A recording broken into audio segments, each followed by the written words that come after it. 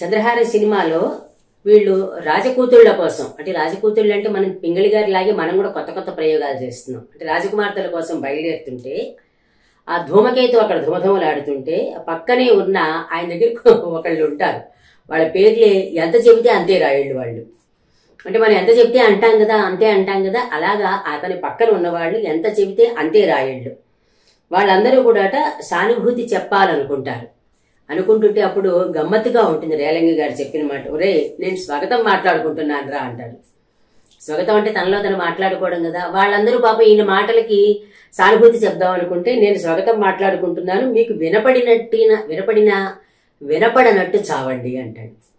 అంటే బయటికి అంటాడు, తనలో తను అనుకునే మాటని బయటికి అంటాడు, మీకు వినిపించినా కూడా వినపడినట్టుగానే ఉండండి అని చెప్పి పొగబండిలాగా గుప్పు గుప్పుమంటూ మాటల పొగల్ని విడుస్తూ వెళ్ళిపోతారు.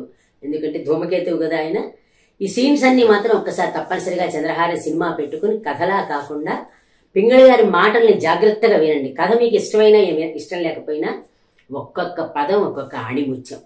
సినిమా ఫెయిల్ అవడం వల్ల డైలాగ్స్ నలుగురిలోకి వెళ్ళలేదు, కానీ ఎన్ని పదాలని క్రియేట్ చేశారో చంద్రహారన్ సినిమా చూస్తే మనకు తెలుస్తుంది.